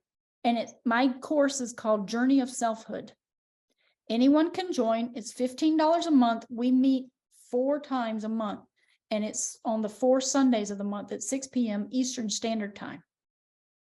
And all we do is we do the meditations, we do the breathing, we do pranayama, we incorporate Kundalini yoga, and we're learning other things. So we're throwing everything in it because that's where they fragmented all the knowledge. I'm like, nobody's teaching all these things together. Why is it? Yeah, so the manifesting, we are doing breathing exercises. Manifesting I do on my own. So I know how to raise my frequency, and the only thing that I do is ask for help, because the universe already knows what you need help with. You don't have to summon, you don't have to do nothing like that. So my friend Marianne, she's in the UK as well, and she comes. And I think it's what, a 4-hour difference or something. Like, I guess it's 10 o'clock her time or something. I don't even, anyway, she comes and we do this for about an hour and a half to 2 hours. Sometimes it ends up being 3 hours because we're kind of into all kinds of things. So it's kind of interesting. I figured nobody's teaching it the way I want it to be done, so I'm doing it myself. And we're just doing it together because we have the books and we go through the material. And I bring more information to the table, of course. Kundalini is good. I do suggest, if you're either going to do the water path or the fire path, and that is depending on your preference. For me, I'm an air sign, so fire is my friend. And I think that the Kundalini system works very well for me. I actually felt things activate when I was taking Kundalini yoga. And I just got to get into the routine of doing this on a regular basis, as far as the actual, sitting for an hour or more and doing the practice.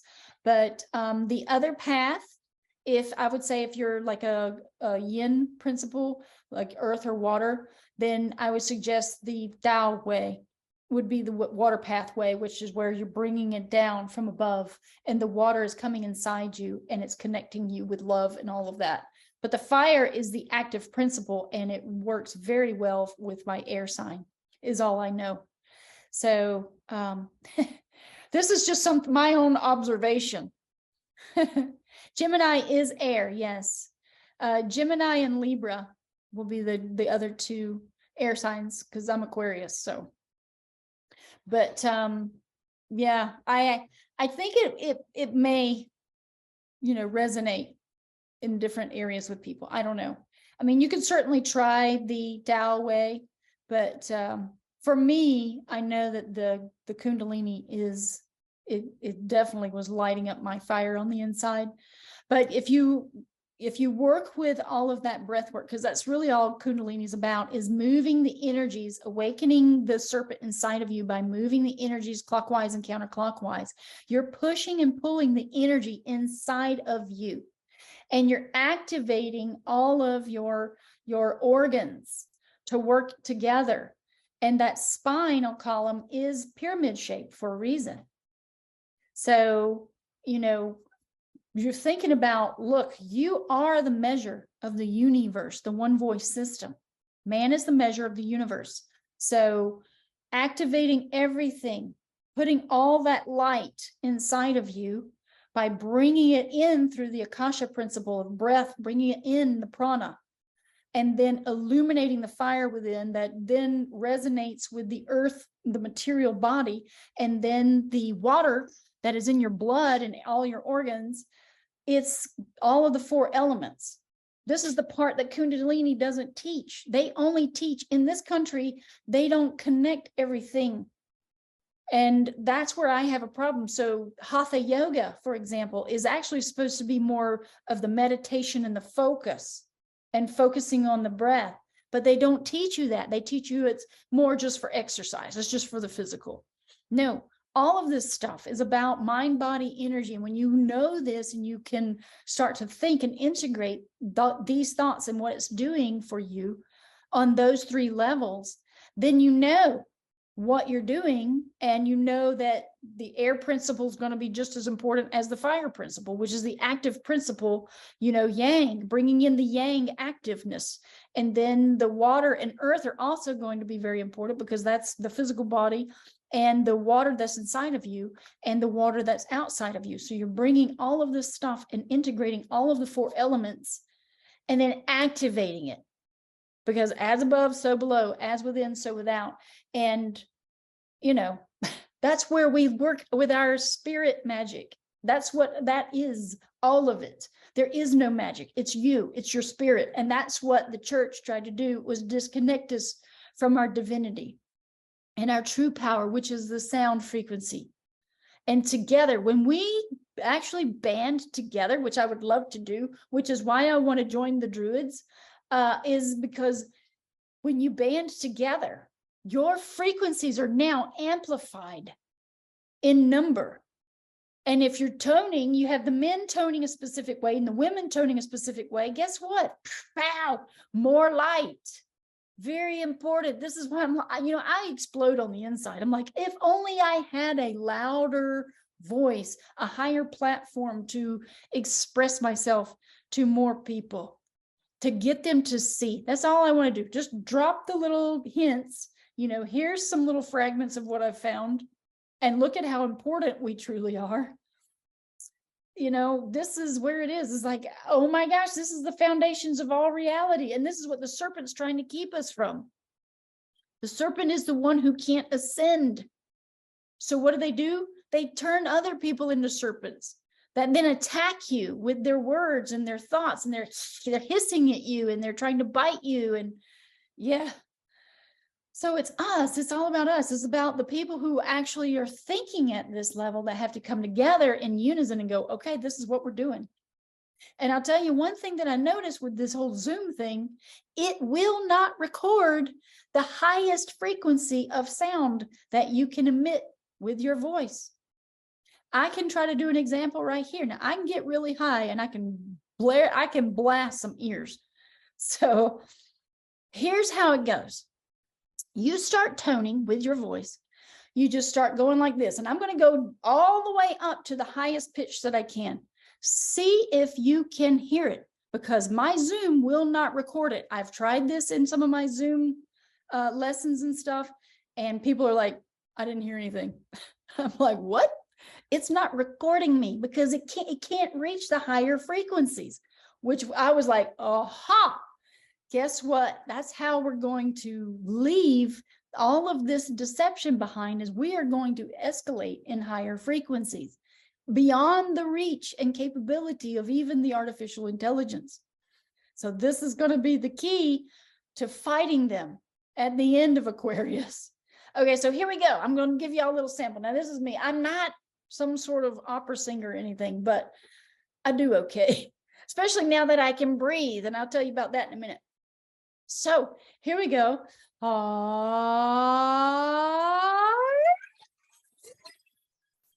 Can you hear the highest frequency? I mean, I can get up there beyond the dolphins, I think. Can you hear that? I don't know if it's recording or not, but I know Zoom won't record it.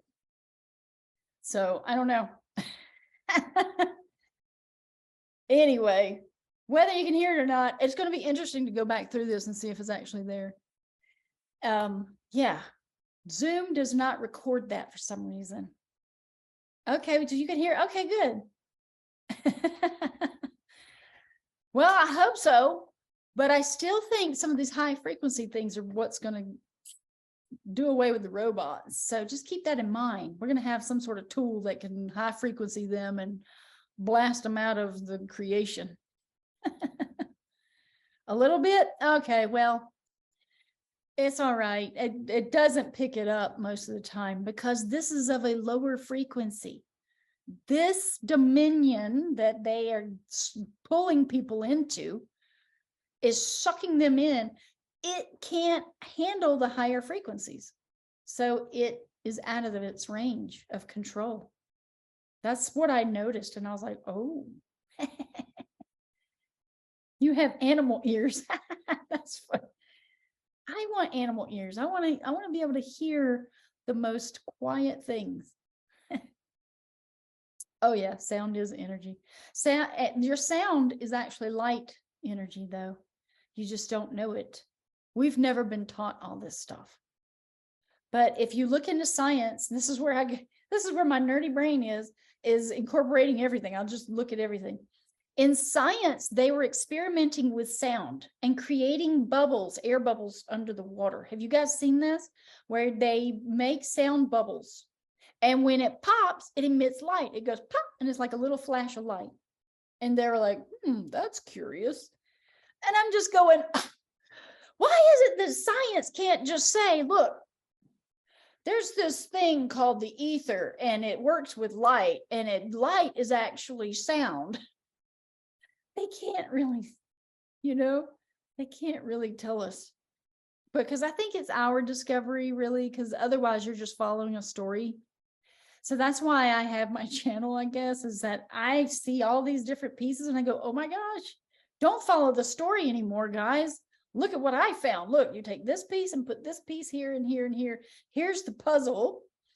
And here's some of the collection. Now let's put it together and let's use it. Yes, we are energetic consciousness. But where is our consciousness? Where does it actually reside? People say it's out in the akasha, and from up above, outside the body. And that this is really just a receiver of the signals from that light energy or sound frequency. So if you can go really, really deep with some of this knowledge, and it's just exponential, it just explodes. Yeah, I'm familiar with archaics. I do find it kind of hard to listen to. I think it's just the frequency of his voice and the energy that he emits.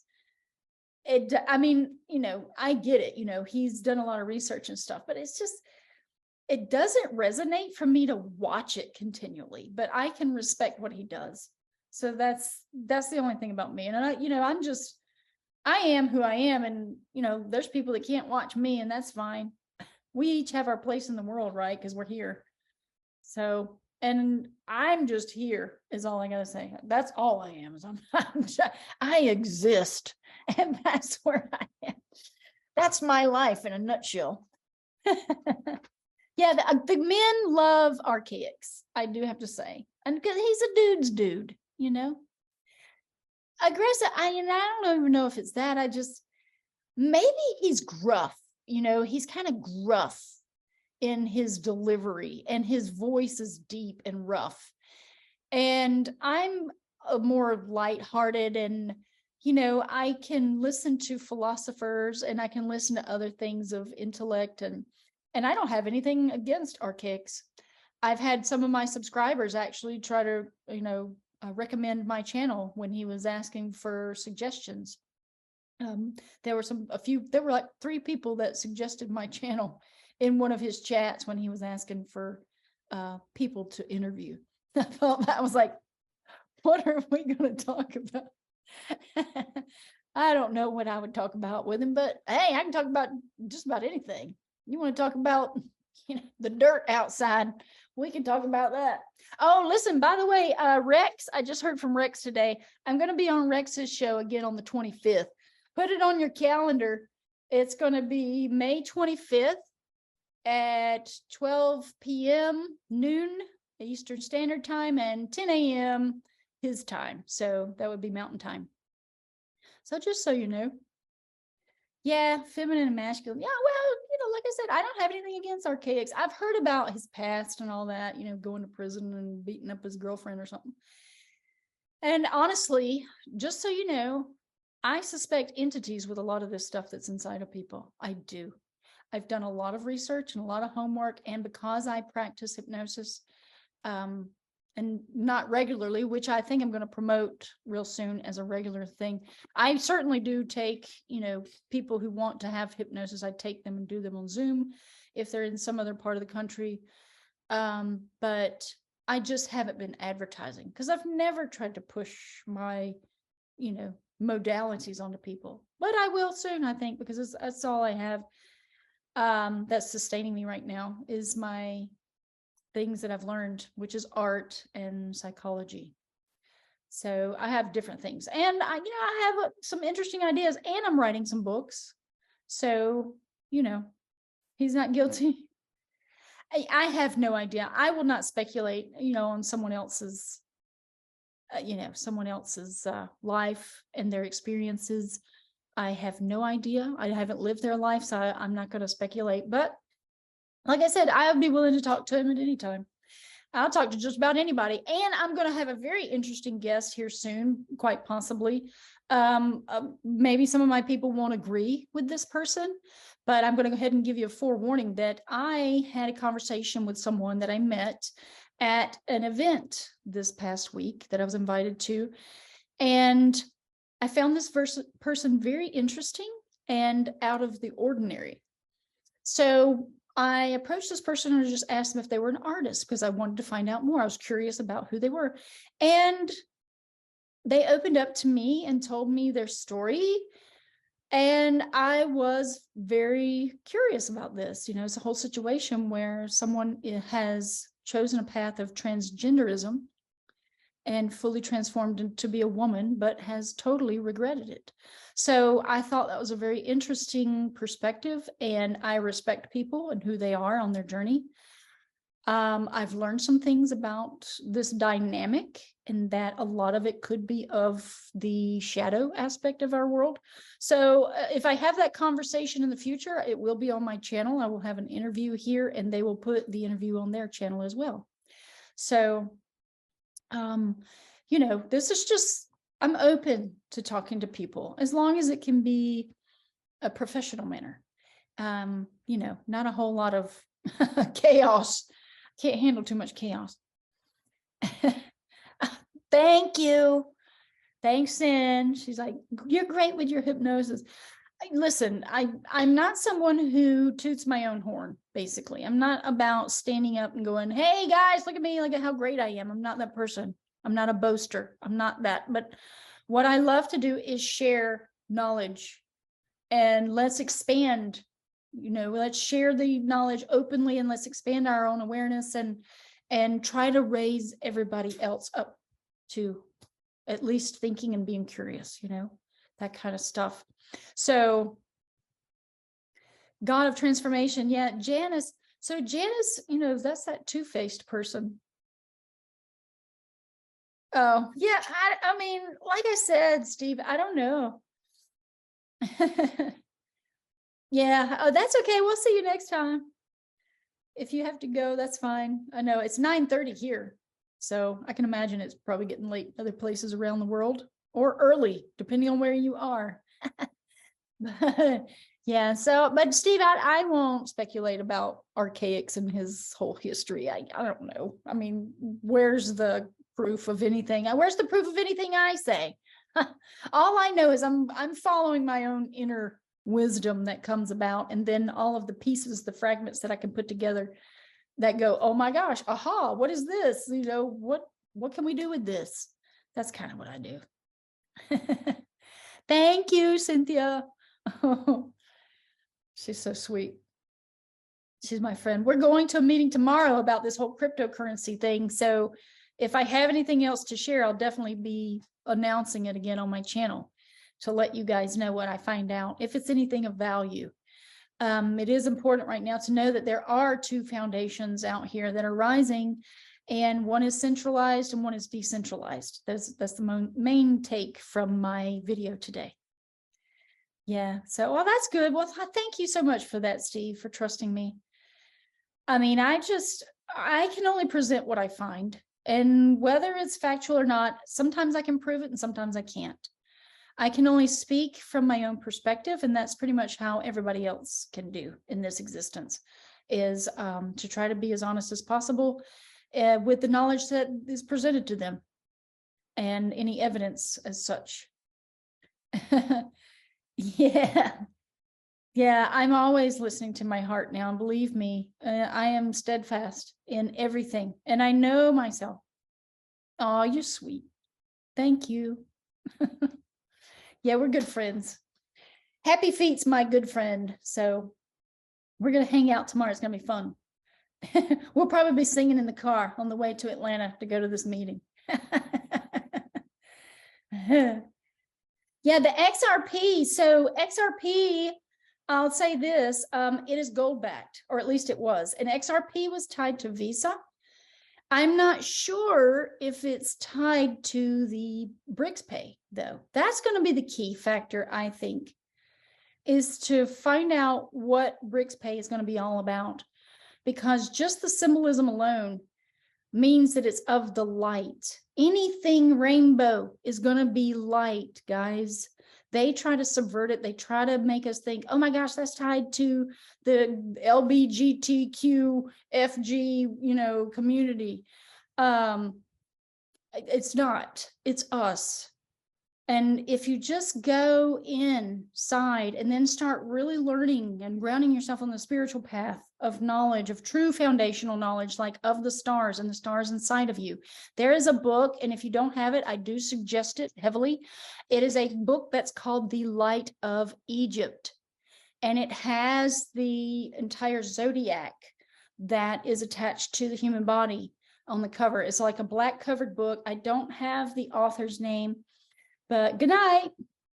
But that author was mentioned by Mr. Astrotheology, Santos Bonacci. And I would love to have Santos on my channel. He is more into the science, I would say, too. I do believe he's a spiritual person, but for me, I see even more how it's connected to the chakra systems and the kundalini and the 4 elements and the alchemy and the, all these other things. But Santos Bonacci is a plethora of knowledge. And really all of this foundational knowledge needs to come back into our reality. We need to invite it back in by just researching it and making sure that we compare it to what is being taught out in the world. Because when you're looking outside at the world, at society, what you're seeing is a distortion of nature. You're seeing everything basically leading everyone in a direction, by many different ways. And it's chaos. It is absolute chaos. But when you bring yourself back and you turn towards nature in the natural world, look and try to find chaos. What you find is a beautiful natural order of things. And so that's why I say, getting back to the foundational knowledge of the world, which is of the stars and as a bit above and below and all within and out and all that, that is where you're going to find truth. And the truth is inside each of us. And we have to trust and know ourselves fully. This is where the hypnosis comes in as a benefit, because it helped me. So I can speak from experience of taking this knowledge and taking the classes to learn this technique that I had to practice with other practitioners. And as I did so, the truth was presented to me in my own experiences that I cannot make up, even if I tried, because it was so mind-blowing. I got to do a whole nother video just on that alone, because I want to use some visuals that I have and then some other stuff to kind of compare to, so that people can kind of get an idea. I think I found the place, or potentially a place, where I died in my past life. I want to go to Ireland and I want to see it for myself, because I think I will probably feel it. That's how deep this is. And if you're not familiar with past life regression therapy, there is an actual, I think he's a psychologist. He actually did some research. I don't know if he's a hypnotherapist. I can't remember the guy's name. I found him briefly, but I haven't done a deep dive on him. He researched children and all of their stories about past lives that they had. And this was over 2,000 cases of children who were in this life. They were young, but below 10 years old. And they said they remembered their name. They remembered where they lived. They remembered how they died. This man actually took the time to investigate all of the claims that they had. So he went to the other countries and he met the people, talked to families, talked to people, and he found out that these children were absolutely correct. There is a book about that, I believe, and you can do a little research online and find, just do some Google search or something and find the terms past life regression with children or something like that, and it will start to find the trail of that man and all of his research. And it will take you down a road and you will go, what? Then when you realize that the light inside of you that we call DNA is actually transferred from generations in the past. I mean, thousands of years old is where your genetics are right now. They know all of the past, and now they're inside of you. And you brought those in. All of that, plus your spirit, is bringing in knowledge as well that's intrinsic from the Akasha principle.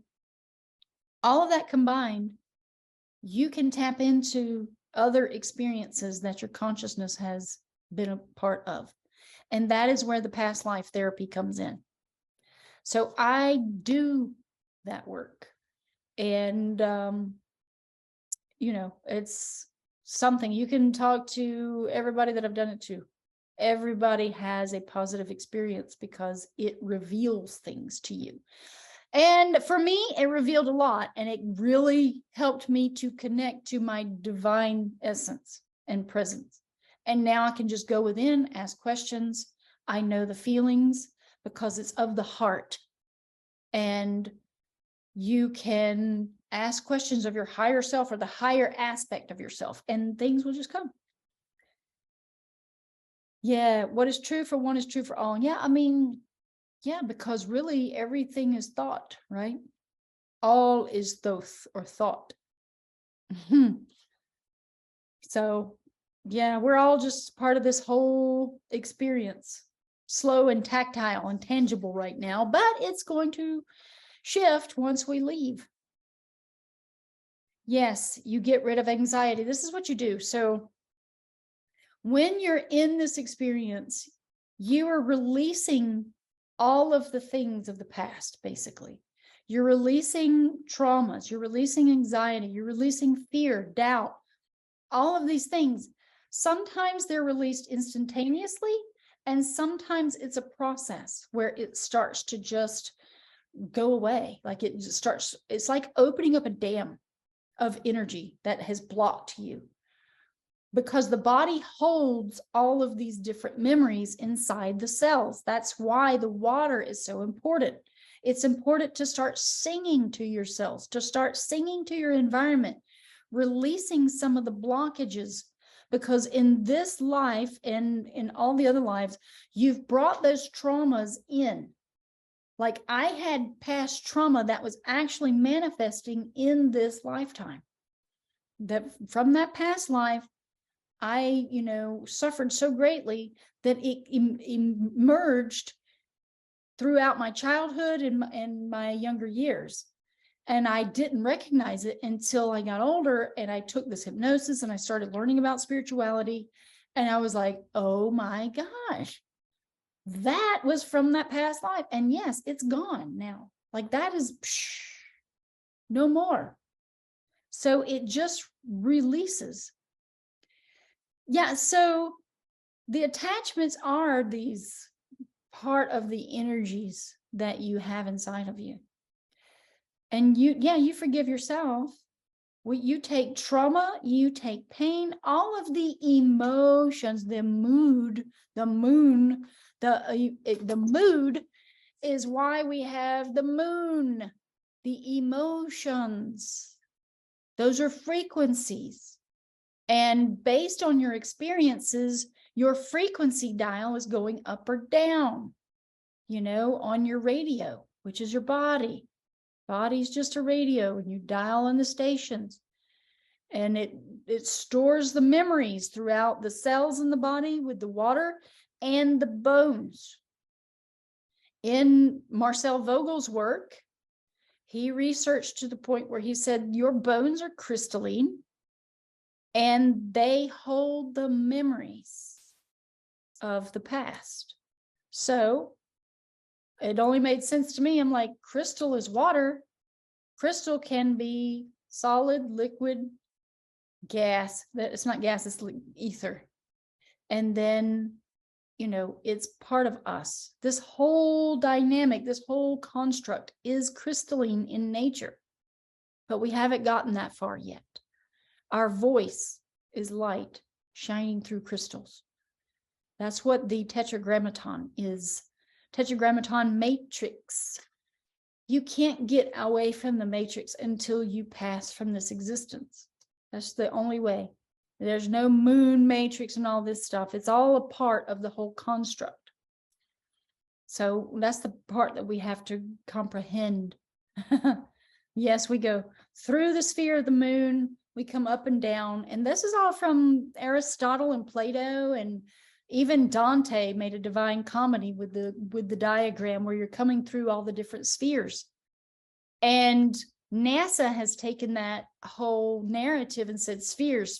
Oh, well, let's make round balls and put them out in outer space. This is outer space. That's all around us. Is the Earth and Saturn overlay. Saturn is time, Earth is space. So you have time and space, and you have the light from the sun and from the Elohim, from the stars, which are the 7 planetary bodies. They're not bodies, they're spheres. And the spheres are of energy that we come through like a funnel almost. It's almost like these different layers. And we come down into the dense reality we know as Earth. And then you can go even denser, apparently, down into the Earth where HEL is hell. I'm not going to get into all that, but just more stuff to add to your bank of knowledge. Because that's what I do. I just want to know all kinds of things. That's my slogan. I want to know all kinds of things. And let's see where they fit into this whole puzzle we call life. Because life gets really interesting the more older you get. Oh my goodness. So much to talk about. Anyway, I hope that you've enjoyed this little chat and conversation. It is getting a little bit later here. It's almost 10 o'clock. No, there's no time and space. But there actually has to be for our experience. Yeah. CBD. Well, people are taking all kinds of stuff naturally for anxiety. So, but it's really about what can you do to make yourself happy, Looks like a hand in water. Oh, swooshing a star? Yeah, maybe. You guys have got some interesting comments. But I am going to be signing off because it's almost 10 o'clock. I think my chickens have gone AWOL and haven't gone back into their pen, so I'm going to have to go round them up in the dark, which is always fun. I'll just go pick them up and put them in. Anyway, I will be talking to you guys on another video, and I hope you've enjoyed this one. So I will see you guys later.